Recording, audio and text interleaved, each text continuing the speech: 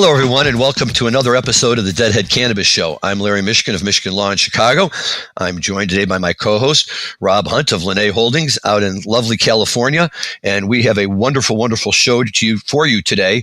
Our music focus is going to be on the other Barton Hall show, since we've already talked about the first Barton Hall show, and this other one is dated May 16th, 1981, and before we do anything else, let's dive in and get a taste of it. Dan, what do you got for us?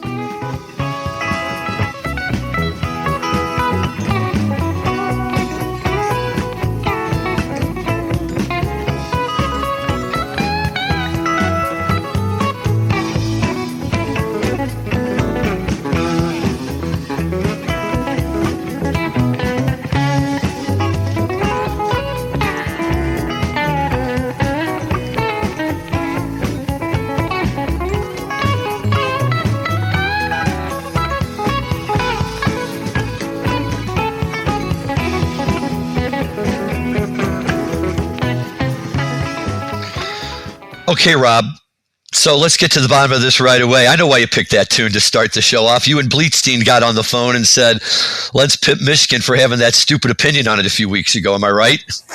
That's so funny, but no, you're not. I picked it because I don't think there's anything else from an 81 show that really typifies Garcia's style of playing like half a beat faster than he did on a lot of other songs. Like whenever I think of 81 shows, I always think they're just a little bit quicker. I think it started like when Brent joined in 79, and the next couple of years were just things that used to be slowed down were just now clipping along, right? And that Brown Eyed, it's so clean, note for note clean of Garcia picking, that I figured I'd just start off with that one. But I totally forgot about the Bleetstein thing. I totally forgot your opinion of Brown Eyed.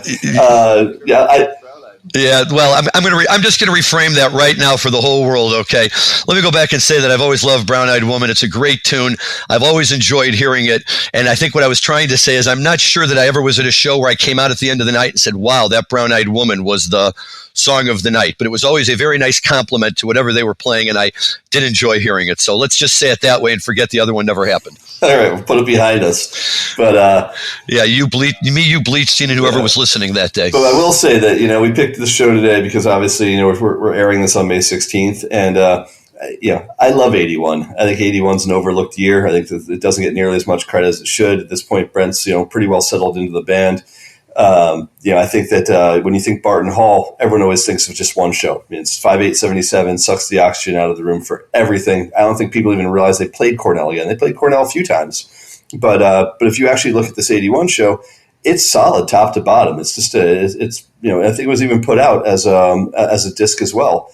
So, it just doesn't get the credit. And I don't understand why. It's not like it's one of those things that was never traded as a tape where everyone's like, oh, yeah, but have you ever heard the 81 Barton Hall? And so I wanted to give it a little bit of love today.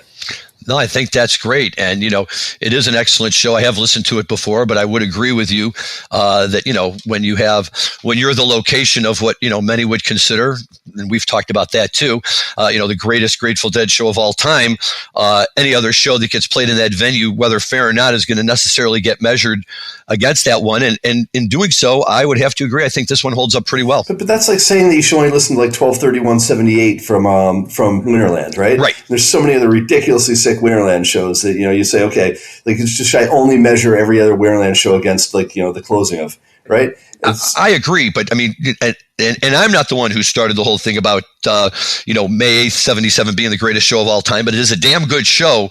And, I think just because it has that kind of notoriety to it, in a good way, that people say, well, boy, Barton Hall, and you're right, the first thing we go to is 77, but in doing so, a lot of good shows get lost along the way, and, hey, that's our job to make sure that our listeners and everyone else out there don't forget about them. Definitely. So I think we'll be talking about that one a bit more over the next bit of time, but in the interim, we were really lucky today. So we've got a great guest. We've got Staci Smith who's joining us. Staci is a longtime Grateful Dead fan, who grew up in the Bay Area, and we'll let her tell a little bit of her story about growing up there. But she is an Atherton, California gal who has seen a ton of shows and has now migrated her way back to the Northeast and is a cannabis cultivator and has her own media company called Stranger Stopping Strangers. So, obviously a big Scarlet fan as well.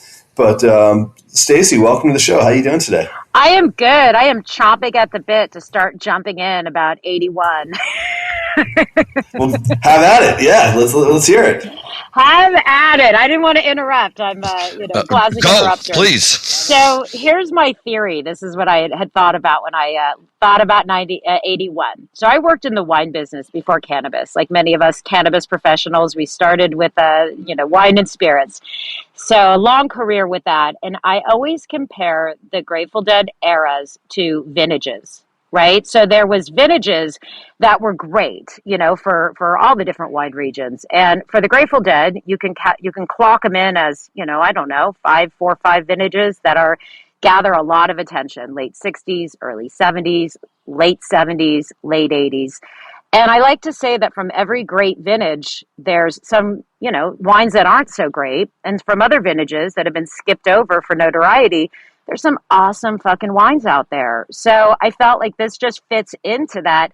81, it's not a vintage anyone thinks about, but that doesn't mean there isn't some incredible grower that had some outstanding wine from that year. Can't disagree with that. I think 81 is not necessarily a year that's listed in the top 5 by the Grateful Dead. But on the other hand, I think as you have encapsulated, and as Rob pointed out at the beginning, it's one of those years, that does tend to get overlooked. And when you really kind of do a deep dive, and this is why, I say when Rob tries to say I'm the main guy, I always laugh it off, because he's the guy that knows about, these shows to bring them back in and kind of give us the full circle picture. So this is really a great one to talk about.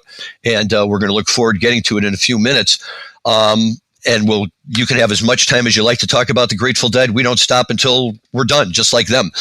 But please, Staci, give us a little bit of background. Tell us where you're from, how you got into cannabis, and how you wound up doing what you're doing today. In 2 minutes, go. 2 minutes, go. So I am a third-generation San Francisco Bay Area native, born and raised on the peninsula. And I moved to Atherton from Millbrae in 1977, and my family moved into the ranch on Tuscaloosa that Bob Weir grew up in.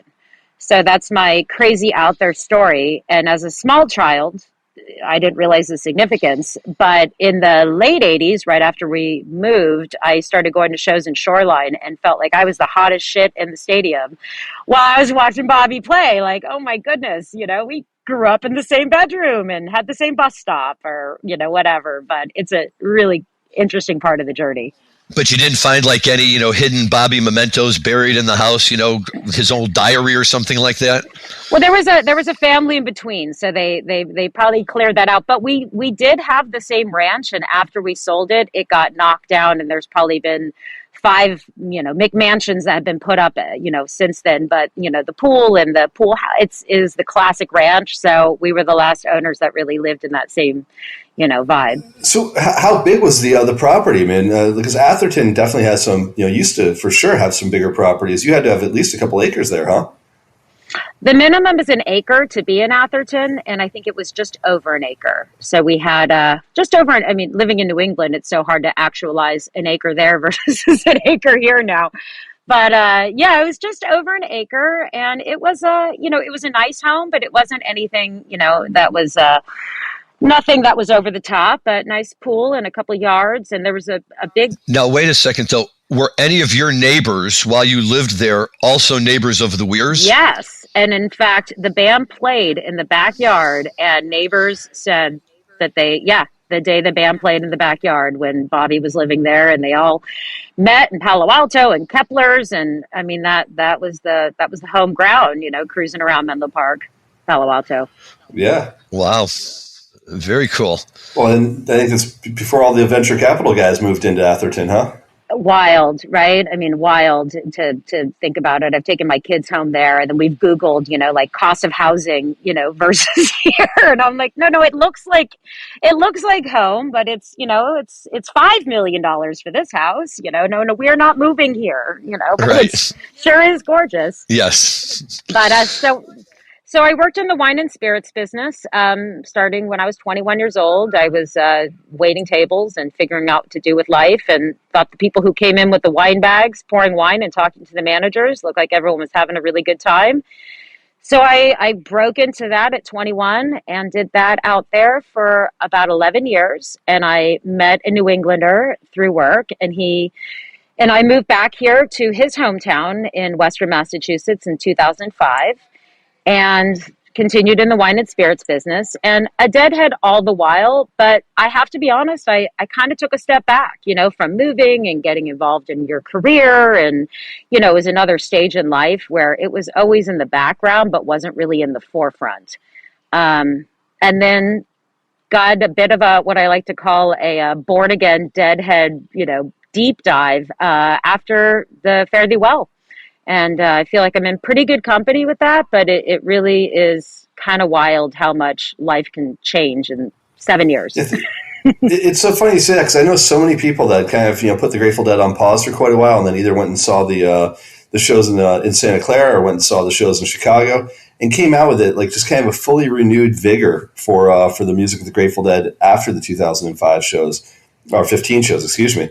So cool to hear you say that, but for me, like, it was a dream pairing. I mean, I'm a huge Trey fan as well, so it was an easy one to convince me to go to. But that was the first time, I never stopped listening to the Dead. But that was the first time I made a conscious effort of, I am dropping everything, I'm packing up, and I'm heading out and seeing shows. So super cool. So for the last 7 years, you're back on the bus, huh? Absolutely. And kind of the ethos of the podcast and the social media support was, when that all started, I was like, gosh, I want to get in the conversation. And what was real different was social media, right? So I'm on Facebook, and I was never a personal Facebook person. It's not really my jam. But I started seeing the pages. Aces Back to Back. Scott Allen was the first one. And I bought his book. And I was like, wow, this is so fucking cool. And then I bought Dennis McNally's book. And I was like, wow, I had never really dug into this. So this is a fantastic story. So I emailed Dennis McNally, and he emailed me back and said, yeah, he's the world's nicest guy. Nicest guy. And he's like, yeah, I'll chat with you. And I said, I want to get in the conversation more than a Facebook page, but I'm a liquor saleswoman. I'm a mom. I've got a couple kids. I'm not a media person at all, but I have something to say. And I want to talk to the Deadheads. I want to share their stories. Everyone gets so happy when they talk about the Dead, and so excited when they hear the music. And I want to bring that to life, but not there's no way a documentary or something with that level of, commitment is in the cards. So it started a podcast, and it was in 2016. And the thought was to chat with Deadheads, and I would do a set list around them. So the idea was that they would send me the music in advance. I would chase down their moments, and then we would chat and then play the music, and then chat and play the music.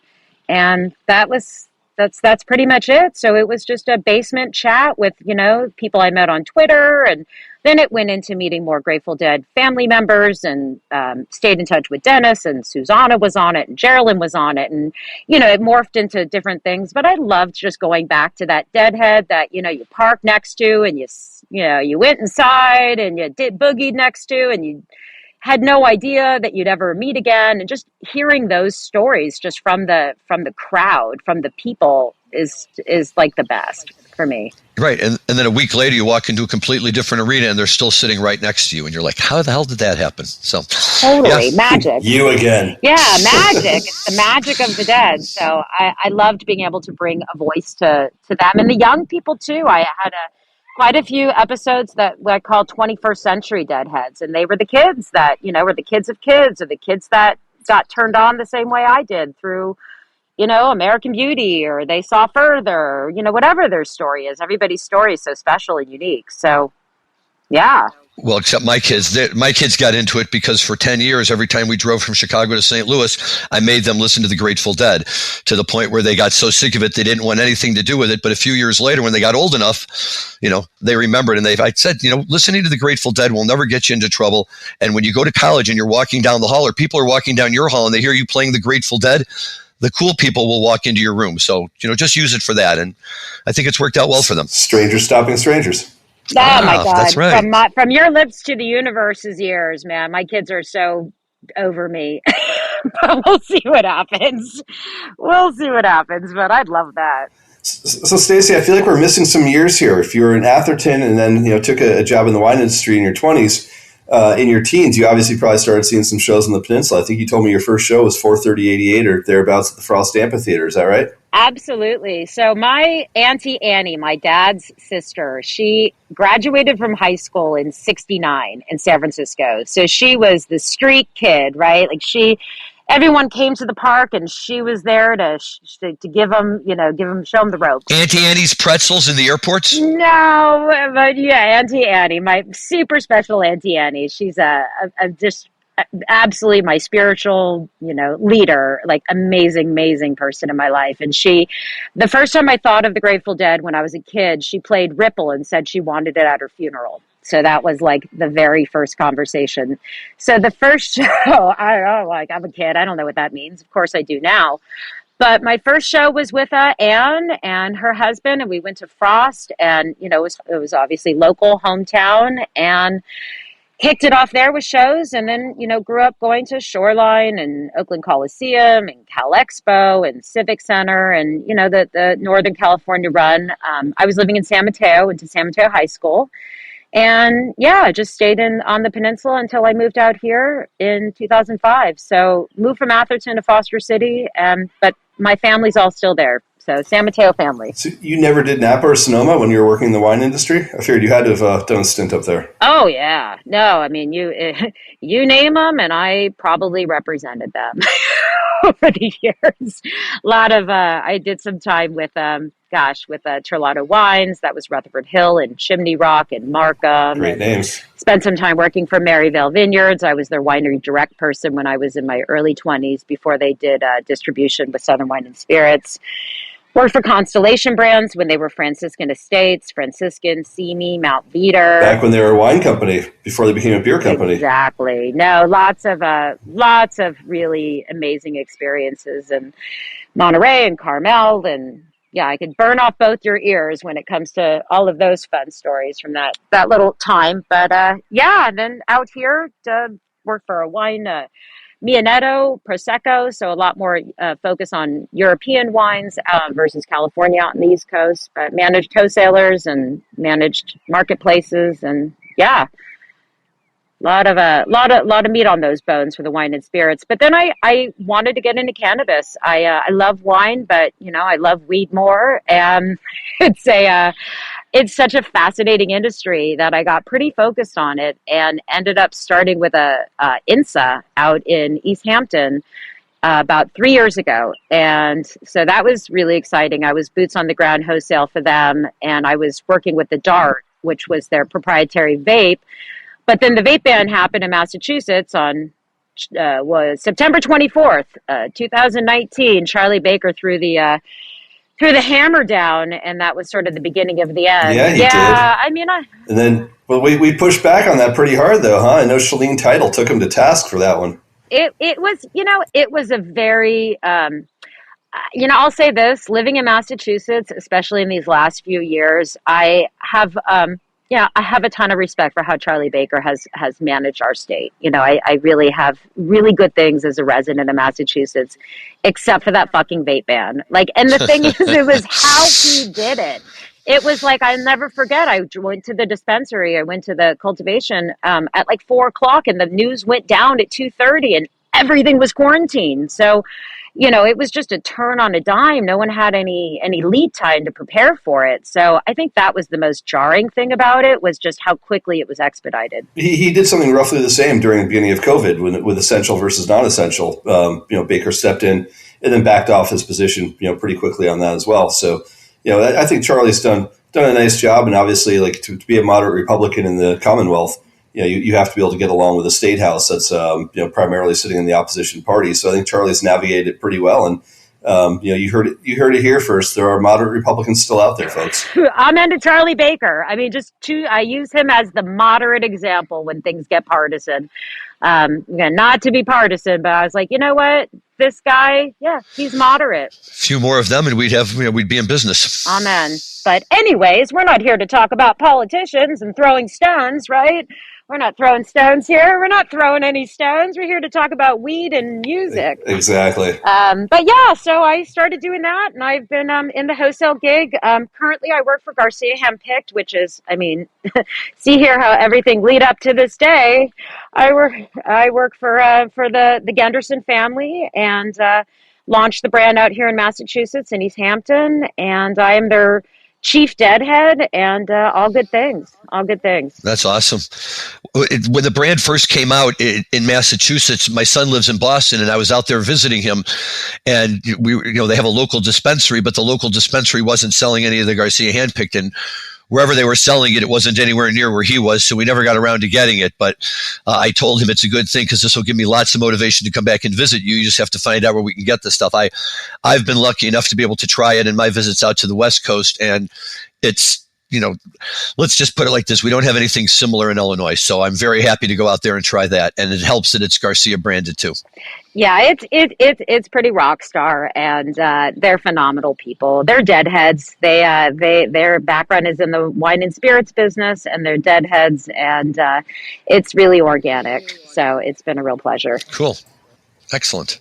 And I'm guessing that means you've gotten to spend some time cruising around in Bertha. I have, yeah. I have. We did the tour out here, and I got a little involved with the California tour. We brought Bertha to Haight Street and had a real good time with Love on the Haight, and Gooberman came and played, and we had Bob Minkin and Susanna Millman signing books and signed books for the bus, and it was all love. So yeah, it's been very cool. Now, did you get to ride on the bus from the East Coast all the way out to the West Coast? That would be a fun cross-country trip, I think. It'd be a lot. It was a lot.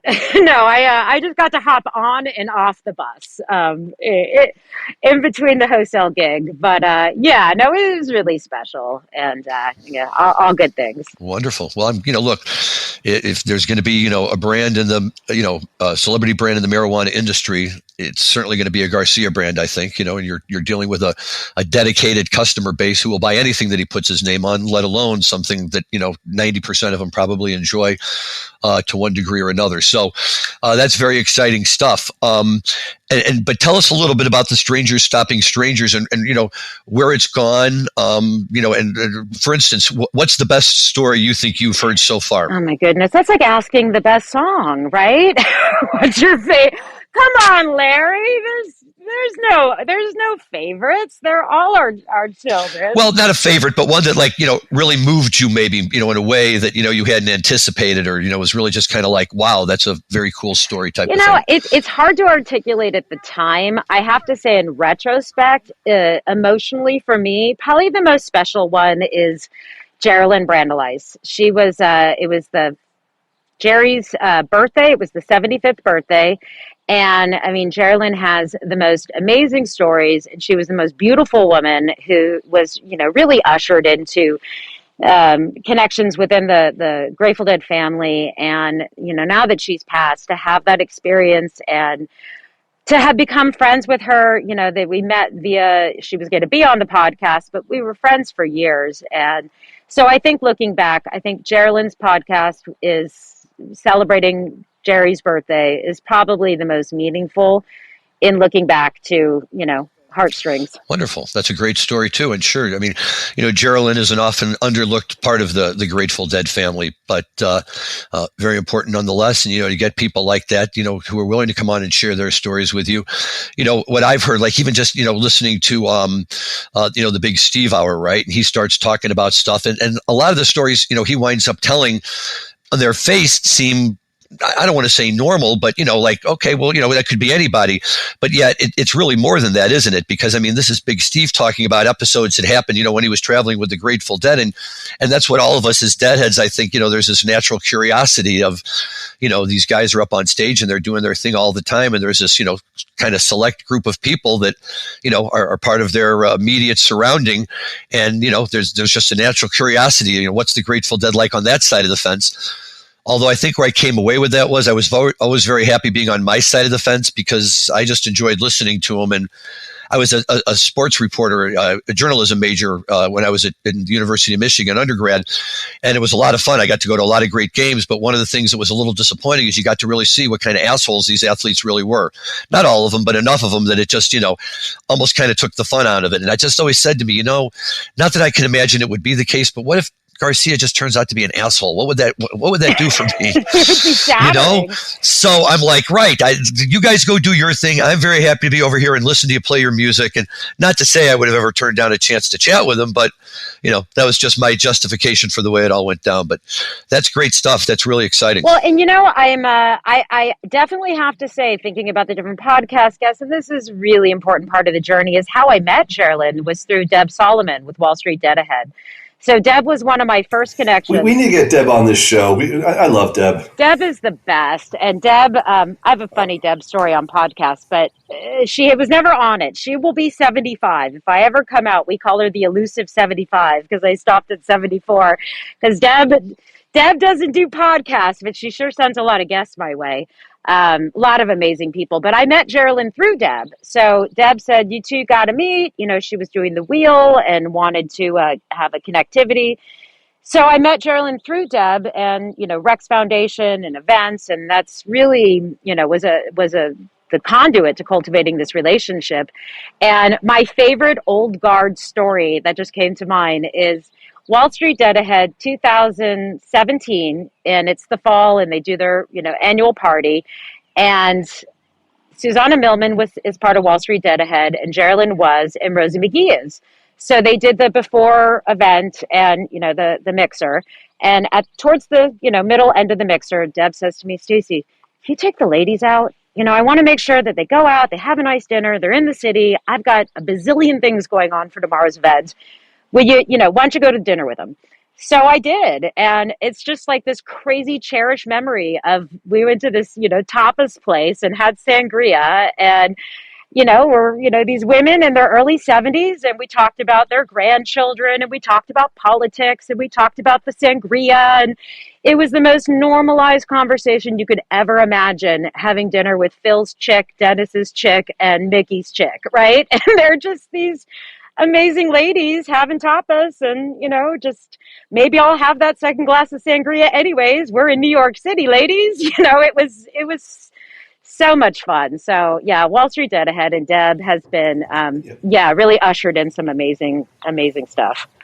So let's do a quick shout out to Deb Solomon. For those of you out there that aren't familiar with her, Wall Street Dead Ahead puts on events in New York City. For a lot of people that are in the financial community in New York, but it's certainly morphed out of that to be more welcoming of a lot of different people. But they're always really fun events. It's always packed with Deadhead. She does it at different bars or different venues around the city.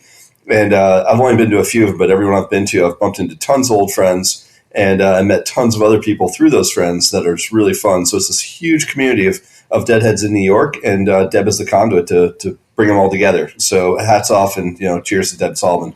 She's amazing. And she's, and I'll just kind of throw in for them now, like she's been doing these really amazing networking events via Zoom, acclimating to our current world. And it is just, keeping the momentum going with Deadheads mixing with other Deadheads to come to the table with, what their focus is and what, how people can help one another, it's really beautiful.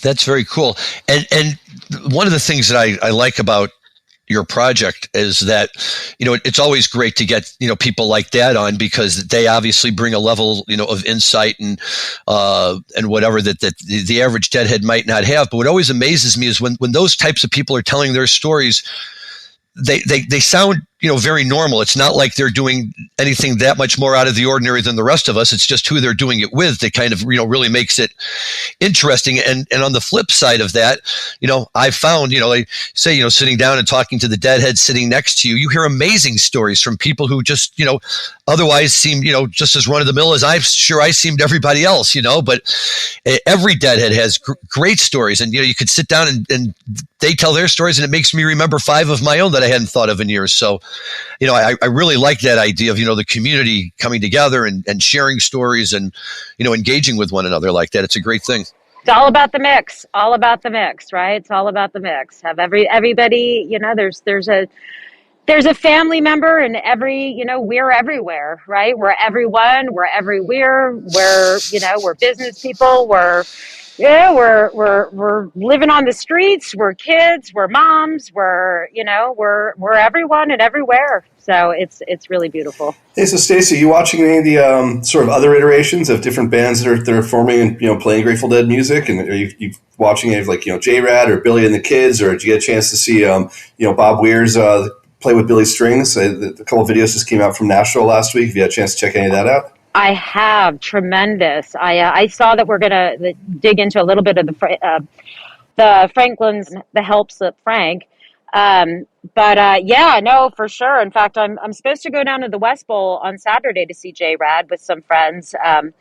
Really great gang, and I love it. I went to Skull and Roses. Rob, we talked about that for a couple of minutes, which was, just really bringing it back to the local people, the local scenes, the local bands. I had such a great time, and getting to see the China Cats from Santa Cruz and Electric Waistband from San Diego and Roots of Creation, shout out to them, came out from New Hampshire and did their Grateful Dub, and Brown Eyed Women. And I could go on, getting to see all these iterations and different ages and the women and the reggae and all these different vibes playing together was it was everything. Nice. And Larry, did you get a chance to listen to any of the Billy Strings with Bobby?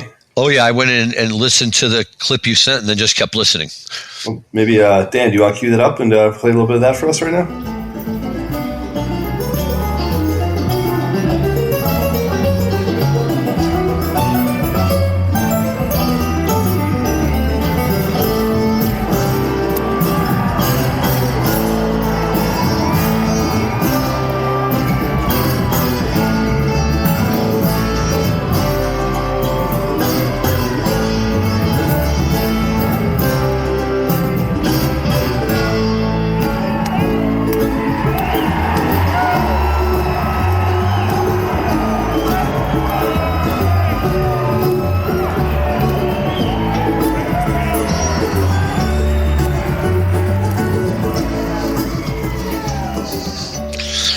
Okay, Rob. Well, I see what you meant about that note for note on the Slipknot. That's right on. That's as good as I've heard anybody do it besides Jerry. Yeah, and on an acoustic too. You commented on that earlier, but to be able to do it, that clean, right? And look, I'm just starting to learn about the magic of Billy Strings, and I've heard it from so many people for the last 3 years. Like, you got to see this guy. You got to see this guy.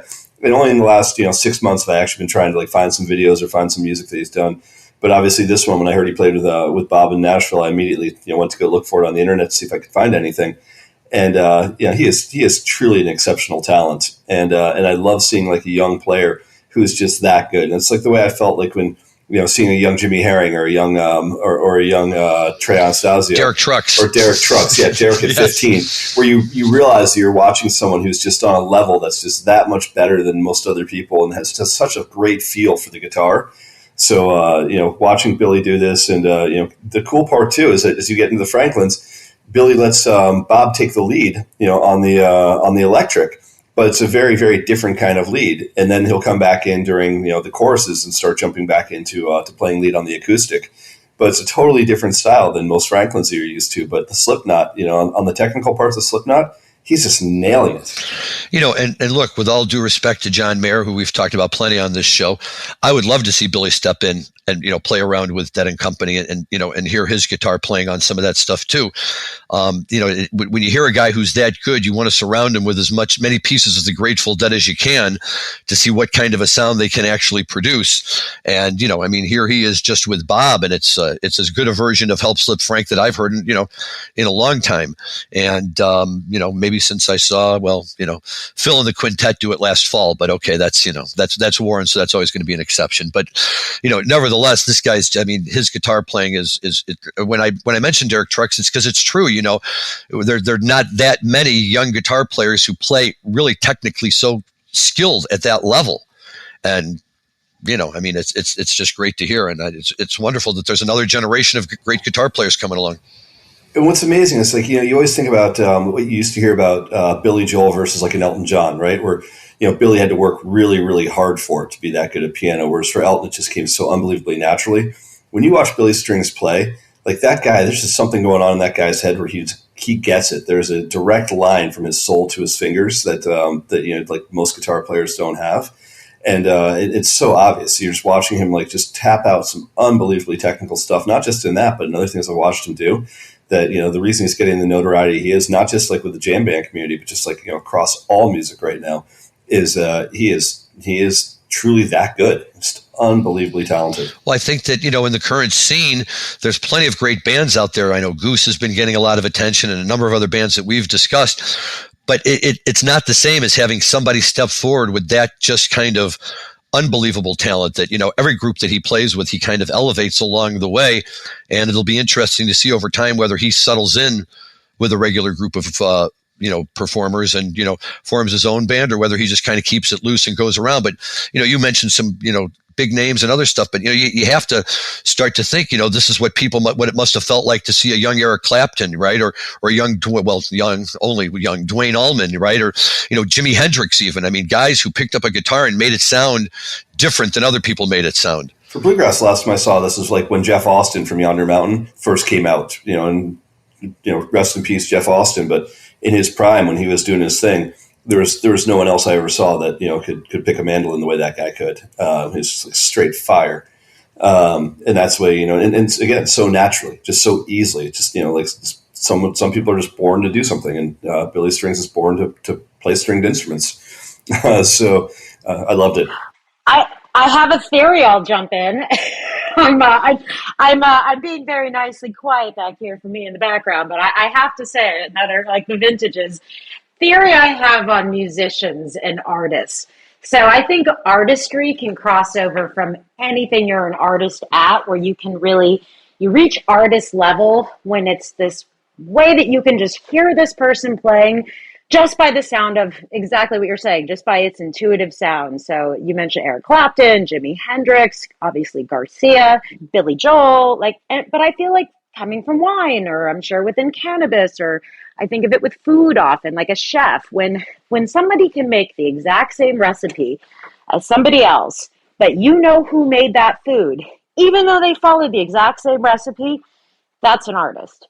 And so I love, just digging in. Santana, there's just these people when they're playing in the background and you don't hear their vocals, but you just know it's them, because they're just so significant. Yeah. We've talked about that in the past, Staci. And Larry always uses the example of Morning Dew, that all you need to do is hear that first note and you know exactly who it is, and you know exactly what song it is from just literally one note in the tone, where it's that distinctive. First note, shakedown. Instantaneously you go, that's Garcia and that's shakedown. It's incredible. No, it's incredible. My husband's a big Beatles fan, so we sit around at night and smoke pot and listen to music and go back and forth on. He indulges me on all my theories that I want to share. Well, that's what a good husband should do. Yeah, we breathe it out. I am going to sign off in a few minutes because as a multitasking woman, my daughter is a softball game that was starting between 6 and 6:30 Eastern Standard Time. So as we're talking and I turn my camera and mute on, I've been gathering water bottles and stuff and got a text, "When are you going to be at the field, Mom?" But yeah, this is so much fun. Yeah, the last thing I want to do is hop off, but then lies the balance of life, right? Yes, it does. Well, Staci, geez, thank you. I mean, first of all, for even taking the time. I know you're very busy, and we appreciate anyone who's willing to come on and help move our story, meaning the story of the Grateful Dead and the Deadheads and marijuana in general, forward. And you're clearly somebody who has done that, in a very profound way. And we'll be looking forward to hearing more about some of the stuff you're working on, and please stay in touch with us, and we'd love to have you back again in the future. Thank you so much. And I'll do a quick plug. Strangers Shopping Strangers, I'm going to be working with the community with Jay Lee is a good friend of mine that I'll be doing some stuff with them, and Woven Free, and all different kinds of very cool local deadhead businesses that we're gonna blow it out. A lot of the women in the community, and get a lot of videos and pictures, and just get all these small businesses to work together. Tours coming out, the time is right. We're dancing in the streets, and Strangers Shopping Strangers' intentions is to be there and film it and share it and just get everybody up shaking their bones together. Well, we'll look for you at Wrigley Field this summer. I'll be there. Yeah. And Staci, before I let you go, because I never get to do this, and this is so much fun to be able to do, tell us about our guest for next week. Oh, so speaking of community and work and social media and all that good stuff, so you are going to have the most awesome guest next week. Dave Ellison, Wall Street Deadhead, met him through Deb. Got to throw that out, and Deb said, you two have to meet. A wonderful guy. I mean, he is just this enthusiastic, crazy rabbit hole deadhead that has, I mean, doing social media for somebody with that kind of content is ridiculous. And I can't wait for you to meet him. Very involved with cannabis and was in the Toronto Star for the 420. And I mean, just the most gorgeous location, knowledgeable guy, and just so much fun. I mean, just he and I speak in lyrics. So my husband says, you're going to be the one talking to Dave because he's texting me these lyrics. And I don't know, like, that's you, baby. We'll talk about hockey. So but he's really incredible. I'm so excited you guys met. And I can't wait for you to dig in with him. He's got a lot of great insights on all aspects. Excellent. Well, we will do it, and hope you'll be listening as well. And there'll be more great stories to share with all of our listeners. Absolutely. Well, thank you so much for having me on. And this is the first podcast that I have been a part of since I stopped mine 3 years ago. So, what a pleasure. I really appreciate it. Well, we are honored and glad you could do it. Go enjoy your game, and hopefully the good team wins. Sounds good. All right. Thanks, guys. Talk to you later. Okay. Bye.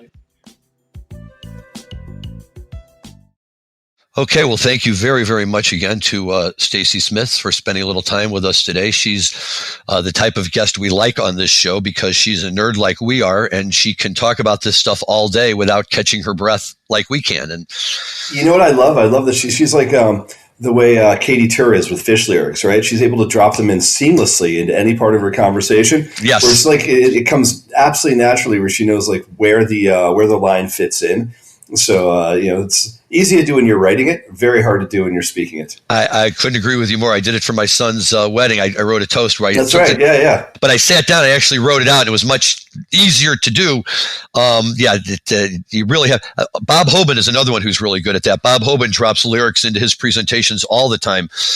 Every time he ever drafts anything, I always notice at least one Grateful Dead quote at least when Hoban writes. But the best part is when he presents, because I think we talked about it when he was on the show. He and a whole group of his buddies, they keep a little game going, how many different references they can slip in, to just otherwise normal and ordinary presentations where, the rest of the world is not expecting it, listening to it, or even understanding what you're saying the way the Deadheads understand it if they're, smart enough to catch it. So it's a lot of fun. Well, as Staci said, we are everywhere. And when you slip that in, it makes your head turn because you hear someone else say it and you're like, yeah, they get it. It's always really, really fun. Well, it's true. And, it's when you're part of a large group like that, and I'll just take very quick 30 seconds here to shamelessly plug the University of Michigan for that exact same reason, because, the largest alumni base in the world. I'm wearing a shirt today that's based on a podcast, not a podcast, a blog that I read. And these guys put crazy T-shirts on all the time. MGO blog, if anyone's out there, listen to it. It's the best Michigan blog around. These guys get it. They're really on top of shit. And they always have timely T-shirts. So years ago when Michigan was in the tournament, they won a big game and their coach was John Beeline, who was really boring. They asked him after the game, what'd you do to celebrate? He said, it was so great. We had subs. And they thought it was so funny that they printed up a T-shirt for it. It's in maize, as we'd call it, in blue, but it doesn't say Michigan anywhere on there. It just says we had subs. We went crazy. So a few years ago, I'm at Jazz Fest and I'm walking around wearing the shirt. And all of a sudden I hear somebody yell, "Go Blue." And I'm thinking, I don't have my Michigan hat on. Why are they yelling "Go Blue" at me? And they're pointing at their shirt. My wife says, they're pointing at your T-shirt, dummy. And I'm like, oh yeah, right. Go. Michigan fans are everywhere. There you go. Just like that. So thank you for bearing with me on that tangent. Subtle references. Yep. And those are the best, right? I always kind of thought it would be cool, to get older and, like my dad always drove around, in a Olds 98, so not that I ever aspired to drive an Olds 98, but, you get to that age in life where you're driving a nice car and, maybe on the license plate holder, you just put a tiny little steal your face sticker, right? That's just there so the people who want to see can see, the people who don't. And you're so old, the cops don't care anyway. Totally. Hey, so should we talk about some cannabis news from the last week or so? See anything fun going on in the world of weed? Well, we were just talking about, with Stacy about Democrats, Republicans, and all of that. And it's nice to see that the Independent Community Bankers of America are now getting behind the Safe Banking Act and really trying to make a push for it. And as much as I enjoy that and appreciate that, I'm not sure that, that changes my view. And when I say my view, I really mean your view, which is that we're not going to see this pass on the federal level anytime soon. Yeah, no, I think that's right. But there's greater and greater support for this bill. But, if I've learned anything, mansion and cinema can always crush your dreams. So it's oh God, please! I know we don't talk politics. That's just so painful to even think about. Yeah, I saw what happened today in that vote. That's so. Really that aside, it's look, there's plenty of other senators that I don't think will pass this thing either. But at the same time, I am finally hearing so many people I know that I trust in the industry. They're going, this time might be different. This time really, we're seeing real support. We're seeing a real push to try to get this thing done. If not now, before this legislative session is over. So. I'm becoming more optimistic. I'm not there yet, but I'm certainly more optimistic. But every time we see another group get on board that actually moves the needle as far as their influence, politically moves the needle, then we're that much closer. Well, I don't disagree, but one of the things that concerns me right now, and I almost hesitate to mention this because, my concerns are far from what the concerns of everybody else are. And that's this whole Roe versus Wade thing. And what we're seeing, I think, are the sides, really, really digging in hard right now, and into the trenches and saying, look, we're prepared, whether you're a Democrat or Republican, it's going to be all out war from this point on. We're going to have to do this and that. And I'm just concerned that as a result of that, it's going to be harder and harder to find examples of bipartisanship on bills such as the Safe Banking Act or any of these acts that we're talking about that would move legalization of marijuana in the right direction. I think it's moved anything. It's like if gridlock was bad before, I think this is such a divisive issue, not just politically, but just for America in general, that people feel very, very strongly about this issue, and they're certainly picking a team and they're sticking with that team, and they will do whatever it takes to support that team. And what we're witnessing right now is 30 years plus of a culmination of trying to get to this point where if Mitch McConnell pats himself on the back for anything in his career, is he delivered. He delivered what they asked him for, and then he's played a long game to get there, and now the whole country is up in arms about it. And my question is, what did you think was going to happen in 2016? You knew it was on the table then with Scalia, and Scalia leaving the court. So again, without devolving, into a political discussion, all I can say out there, and sort of hats off to Andy Bernstein over at Headcount and the work that he's done, and all the people that are out there trying to get people to vote. Your vote matters. Get out there and vote. Whatever it is you want to see passed, whatever it is you believe in, your vote matters. And if you're not getting it now, every time something major happens, and I still hear apathy from people, or I hear them say, "Oh yeah, well I didn't like that guy because I didn't like his commercial," but they know the other alternative is worse. But it's not that they'll vote for the alternative; it's that they just don't vote, right? And it makes me absolutely apoplectic to watch people not exercise the most important right that they're given in this world. The thing that makes our democracy amazing is that you actually have the choice, and they choose not to exercise it, and then they feel comfortable complaining about the result. So it's, look, now is a better time than ever to, I don't care what your political persuasion is. If you feel strongly about an issue, and this is the one that probably more people feel strongly about than anything else, then this is the time that you should be looking at these midterms saying, I absolutely need to get out there and do whatever I can to support my position, because this is, as you said, people are looking at this as all out war. And I'm a moderate, right? I don't want all out war. I want sensible policy that happens where we can figure out a way to come to compromise. And that is not the direction we're going, because the more you care about an issue, the more those people will vote when you're sitting there, wondering what you're going to have for dinner tonight. I think it's very true, and quite honestly, from the perspective of the industry, the thought that comes to my mind is, and I say this, just because I'm hearing it on TV all the time. So, there's a whole crew of conservatives, who are ready to take this ruling with Roe, and this idea of, whether or not the 14th Amendment grants us this, kind of penumbra of, individual rights and things like that. of which abortion is certainly one. And, what other changes are they willing to make? People have been talking about, well, what about birth control? Will they go after that? Or will they go after even something like gay marriage? But then, what's to stop them from going back after marijuana? And to say, more or less, if you're talking about the same level of morality that's motivating so many of these people, I'm concerned all of a sudden you get people who come back and say, well, and by the way, what's with this marijuana being legal? This shouldn't be legal either. And for politicians, that might be a much easier one to collapse on. Yeah, let's be clear about this. I mean, Roe is 50 years of settled precedent. Gay marriage is, 7 or 8 years now of settled precedent. We don't have settled precedent in cannabis. Cannabis still remains federally illegal. So this isn't even a question of, turning back on existing policy. That existing policy has still never been put in place. And you can look at states' rights and you can look at a 14th Amendment or a federalism perspective on cannabis in general. And, you can take the position that, this is a states' rights thing, and that's what we're being, sort of forced to believe right now. Like, oh, no, this isn't about stripping away constitutional rights. This is about, turning it back over to the states. Okay, I mean, I tend not to agree with that position, but other people may. But in this case, you could wipe it completely off the table. There isn't even a states' rights issue here. It's here it's a federal perspective of, you know what, we're not doing that anymore, and whatever we thought we've done to date, it's gone. But what if they go a step further, and what if they appoint an attorney general and say, we want you to go after marijuana right now? We don't care what the states have said. We think it's illegal. And as far as we're concerned, you can go in there and start busting them. Screw them. The fact of the matter is they can do it very, very easily. And, I have this conversation with people all the time. And everyone's like, no, we're too well entrenched. And my response is, the industry is already very, very fragile. It's, you look at most of the state markets and almost no one's making money. So many people have their hand in your pocket already, whether it's, your municipality or whether it's the state or whether it's the federal government or whether it's, forcing you to go through things that the illicit market doesn't have to do. But it's already, very, very fragile.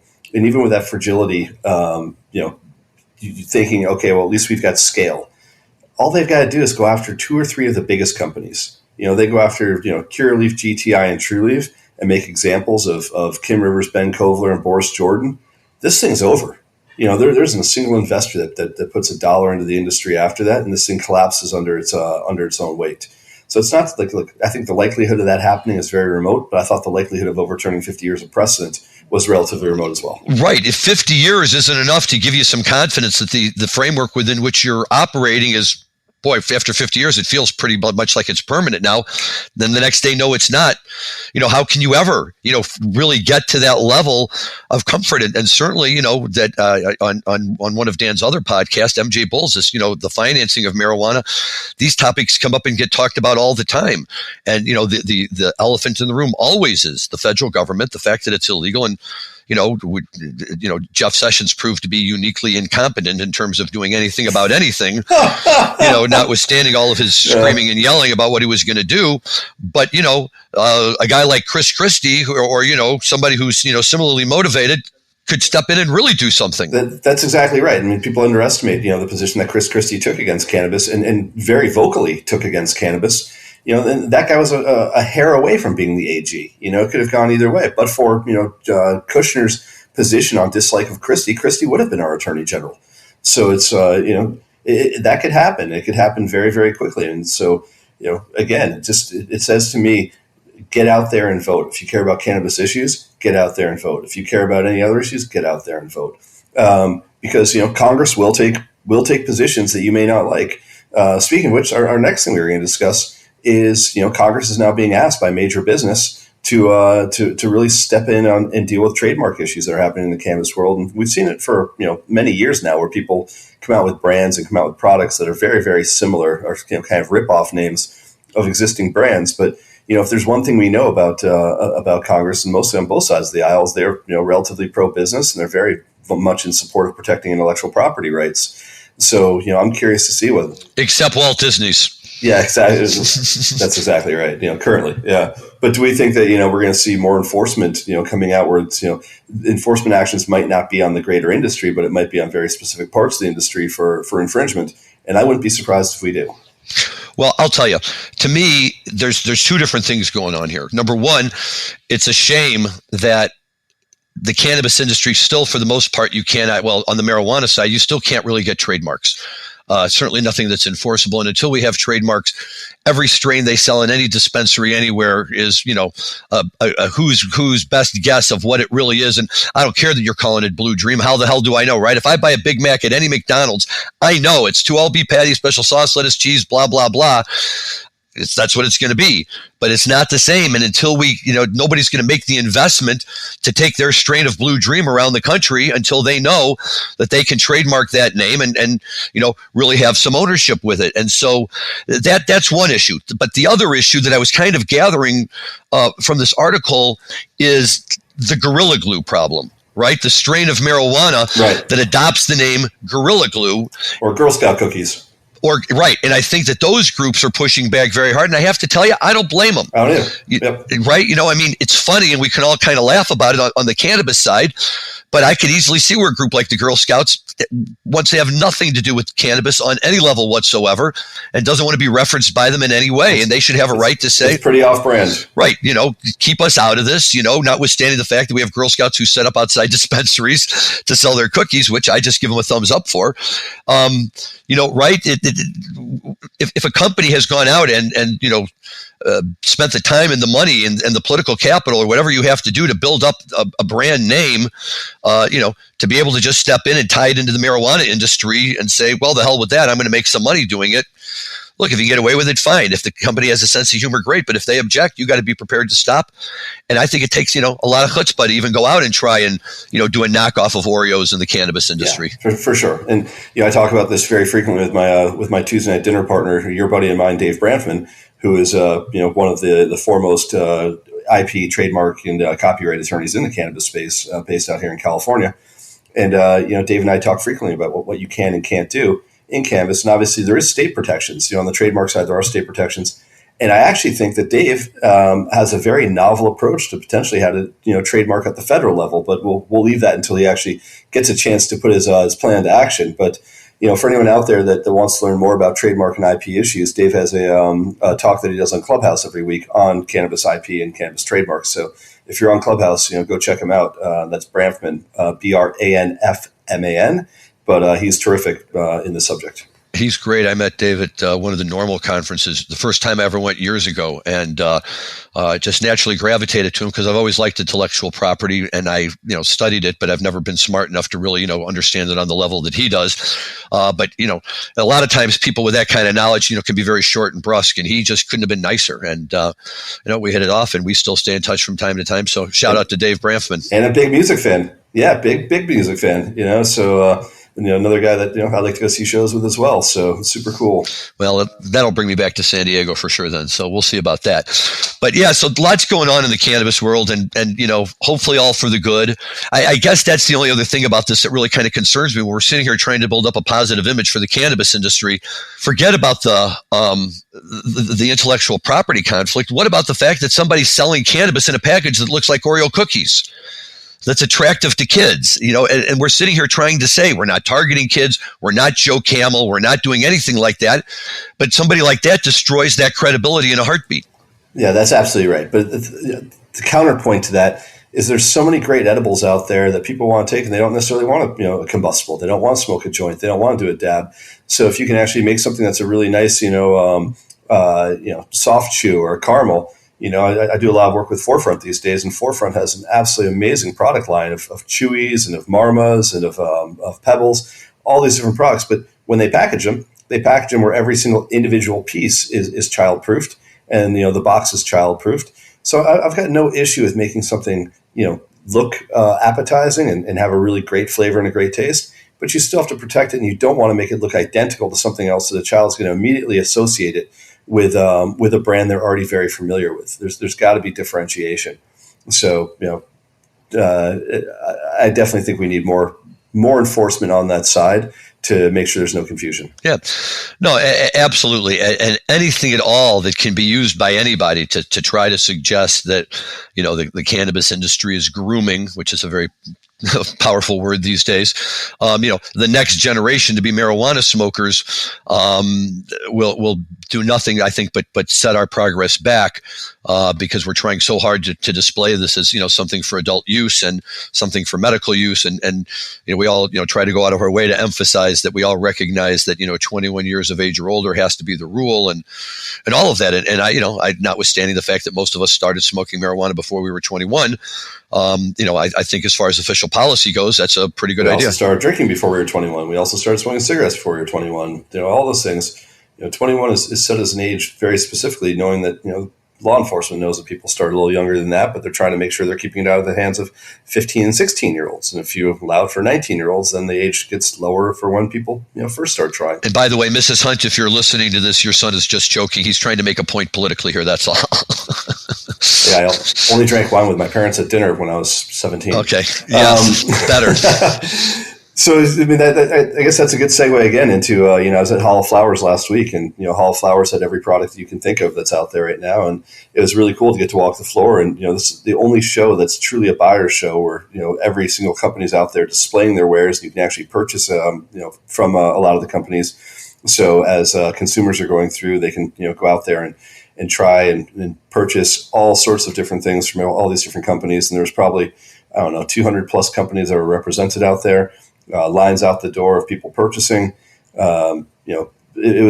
It's a place also where tons of business is done between the dispensaries themselves and the brands. It's a great way where sales reps don't necessarily have to go out there and knock on doors, but the buyers from these dispensaries can actually go into your booth and say, okay, show me your entire product line. So it's a really, really different style industry conference as comparison to like MJ Biz or to a lot of the investor conferences. This one is truly like, for the industry, by the industry, representing, what we're actually putting out there. So on the side of, if you want to see what was happening with flower, you want to see what's happening with vapes, you want to see what's happening with edibles, it was as good a cross section of the California market as you can find. And it's just a hell of a lot of fun. So, hats off to the Hall of Flowers team for putting on a great event. I would like to see a little bit more participation by the public. I think they need to get the word out a little bit better to get some more people in there. But in terms of industry attendance, it was really, really well attended. Excellent. I know that also we've been meaning for a while now to give a happy birthday shout out to Billy Kreutzmann, who turned 76. Billy the kid, the young drummer, Billy the drummer, I think they called him at the start, right? And here he is today. One of the founding members, still carrying the torch around. Have you heard anything about how he's doing these days physically? I haven't, but I haven't heard anything bad. So that's the more important thing. So I think he's probably doing okay. The health I've been watching most recently is your boy in Chicago, Jake Sininger from Humphreys McGee, to see how Jake's doing. So I sort of take it one musician at a time to see how they're hanging in. Yeah, no, it's tough all the way around, and these things happen, and when you've devoted time and energy to a band, it definitely makes it tough. But I'm sure people were bummed at the end of the last tour last year when Billy wasn't available to play, and he wasn't going to be able to make it down to Playing in the Sand. And look, let's face it, if you're going to see Dead and Company, you're going to see Dead and Company to see the guys from the Grateful Dead. Yes, it's nice to see O'Teal and it's nice to see John and all that, but the selling point is that you got the two drummers and the one of the lead guitar players up there doing it. And Jay Lane is an excellent drummer, and when he fills in, he does a very, very nice job. And even though Kreutzmann is, far from an extravagant drummer, and other than the fact that he always wears that baseball cap these days, you notice the sound when it's not him, right? When he's got his distinctive sound, and when he's not up there, it doesn't matter how good they are and what they do, it's not Bill Kreutzmann, and that's a real loss. So hopefully Billy is better and can continue to play into the future. And speaking of other things related to the Grateful Dead that I wanted to get to last week, our good buddy Dave Lemieux has dropped yet another of his Dave's Picks, this time number 42, a late February show, 1974 from Winterland.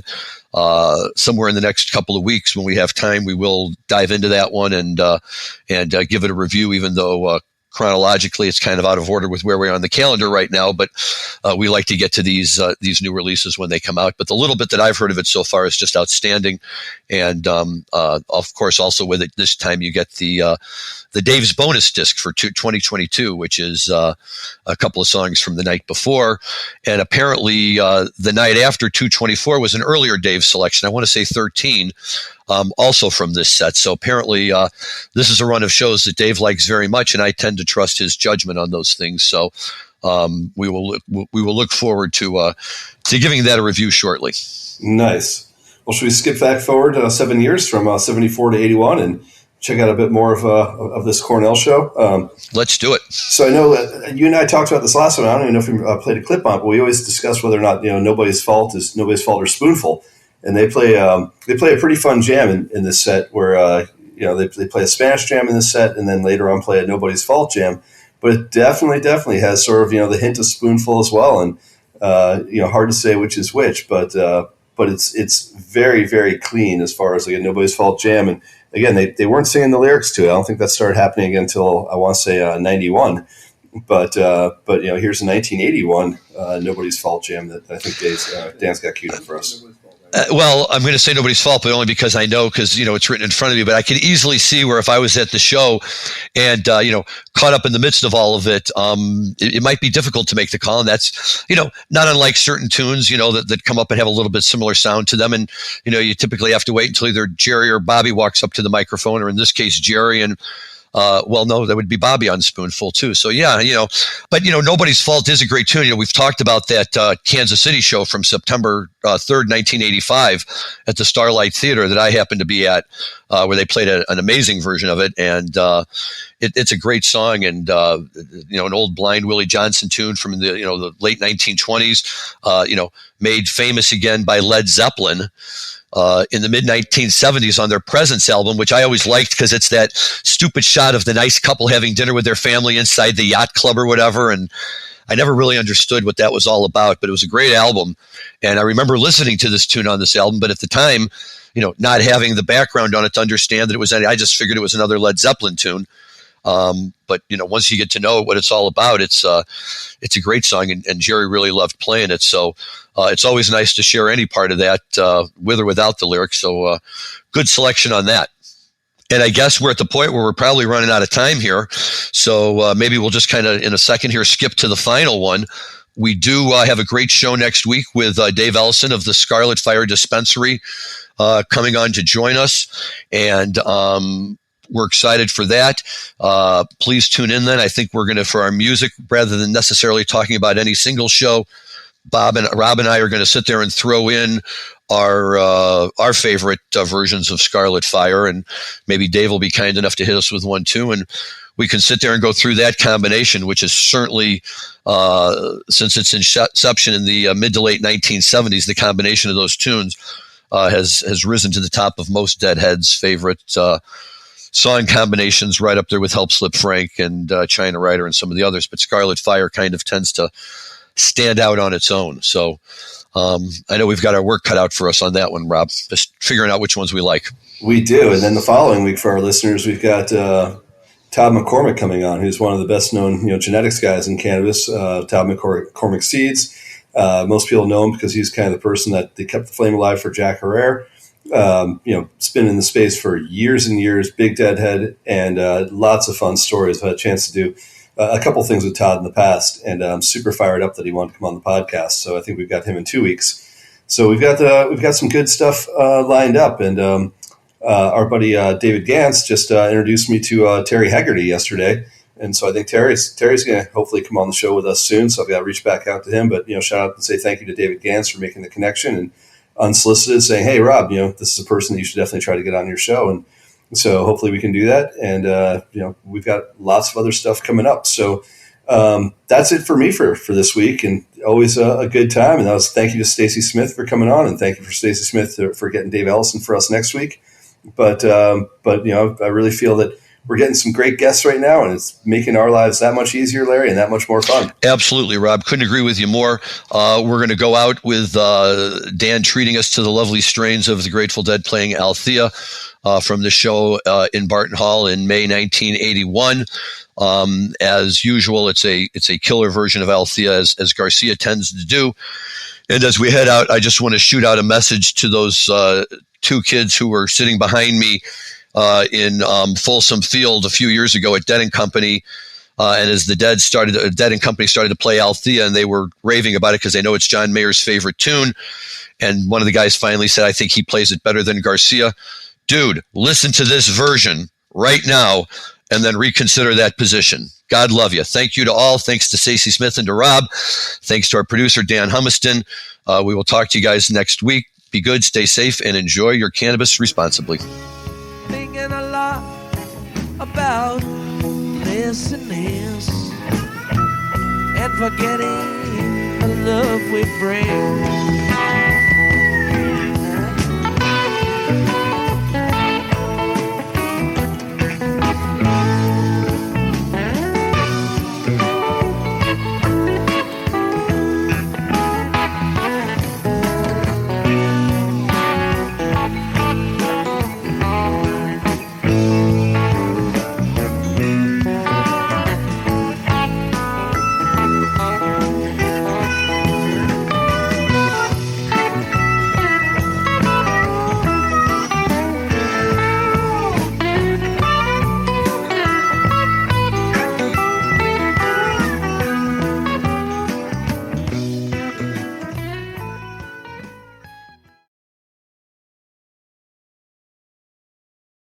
Hi, my name's Kate, and I'm your host of the Pop Moms Podcast.